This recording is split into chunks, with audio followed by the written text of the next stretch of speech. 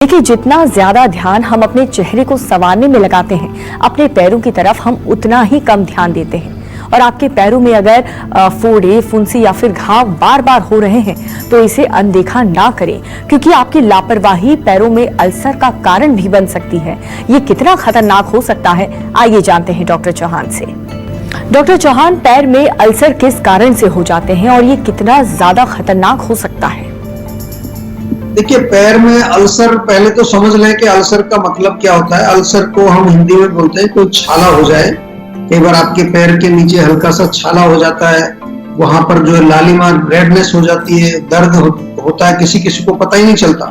खास तौर से जो डायबिटीज के पेशेंट होते हैं उनमें उनको मालूम भी नहीं चलता कि वहां कोई छाला हो गया, क्योंकि वहां पर उनको न्यूरोपैथी, जिसको आपने सुना होगा कि जो लोग डायबिटीज से पीड़ित हैं उनकी नसें कमजोर हो जाती है।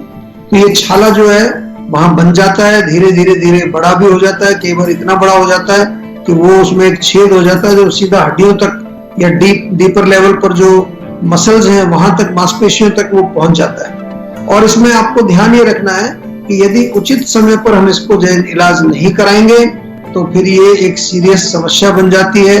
वहां पर एब्सेस बन सकता है, फोड़ा जिसको कहते हैं, या गैंग्रीन बन जाती है। कई बार पेशेंट्स आपने देखे होंगे डायबिटीज के, उनको गैंग्रीन हो जाती है। डॉक्टर भी कहते हैं तो काटना पड़ेगा आपका। कई बार वो अंगूठा काट देते हैं, पैर को भी काट देते हैं। तो इसलिए इसको लाइटली नहीं लेना है, सीरियसली लेना है, क्योंकि जो है ये डायबिटीज का एक बड़ा कॉमन सा एक कॉम्प्लिकेशन है, डायबिटिक न्यूरोपैथी इसको कहते हैं। और दूसरा कारण ये भी होता है कि अगर किसी कारण से ब्लड सर्कुलेशन आपके पैरों में नहीं पहुंच रहा है, ब्लड की जो खून का जो संचार है उसमें कोई रुकावट आ जाए, वो भी एक कारण इसमें बनता है। या पैर की मसल्स या पैर की जो हड्डियां हैं वहां किसी प्रकार का दोष प्रकोप हो जाए, पित्त का प्रकोप हो जाए वहां पर, तो वहां जख्म बन सकता है। अधिक ठंडे या बर्फीले एरिया में जो रहते हैं, खासतौर से जो हमारे जैसे पहाड़ी एरिया में जो हमारे ग्लेशियर्स हैं, वहां पर हमारे सैनिक लोग रहते हैं, वहां भी कई बार जो है ठंडे पैर होने की वजह से, ब्लड सर्कुलेशन स्लो होने से, वहां अगर कोई चोट लग जाए उनको किसी प्रकार का, तो सेंसेशन कई बार महसूस नहीं होती है। और आयुर्वेद में हम देखें तो रक्त, पित्त और वात, इन तीनों का इसमें इन्वॉल्वमेंट होता है। जब भी पैर में आपके अल्सर वगैरह होगा तो रक्त को भी हमें देखना है, पित्त को देखना है, और वात दोष को भी हमें बैलेंस करना है। डॉक्टर चौहान, पैर में अल्सर किस कारण हो जाते हैं और ये कितना ज्यादा खतरनाक हो सकते हैं, ये तो आपने बता दिया, लेकिन क्या इसके लक्षण समय पर पता चल सकते हैं?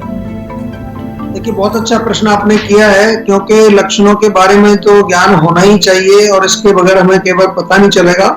जैसा मैंने कहा कि यदि सही समय पर रोग का अगर हमें मालूम नहीं चलता है या रूट कॉज का डायग्नोसिस नहीं होता है तो फिर चिकित्सा बहुत डिफिकल्ट होती है। और सही समय पर पता चल जाए तो चिकित्सा बड़ी आसान होती है। इसलिए हम लक्षण आपको हमेशा, कोई भी हम बीमारी जो लेते हैं उसके लक्षण जरूर बताते हैं, ताकि आपको ये एहसास हो जाए कि मुझे भी ये बीमारी हो रही है। सबसे पहले तो जो हमारे तलवे हैं वहां पर ये होता है, पैर के साइड वाला जो एरिया होता है वहां पर भी हो सकता है। उंगलियों के ऊपर, उंगलियों के नीचे भी अल्सर आमतौर पर होते हैं। तो यहाँ चेक करते रहिए। चेक इसलिए करते रहिए क्योंकि अगर आपकी नर्व्स जो है वो वीक हो गई, जैसे मैंने कहा डायबिटीज के लोगों को हो जाता है, तो कई बार वहां छाला हो रहा है लेकिन आपको मालूम नहीं चलता, क्योंकि कोई पेन वगैरह उसमें होता नहीं है। अगर सेंसेशन रहती है, नर्व ठीक है, तो पेन होगा, नहीं तो कई बार वहां पर कोई आपको मालूम नहीं चलेगा, या हल्की फुल्की झंझनाहट सी कई बार वहां पर, या चींटियां चल रही है, इस तरह की कोई झंझनाहट या ऐसी कोई चीज आपको महसूस हो सकती है।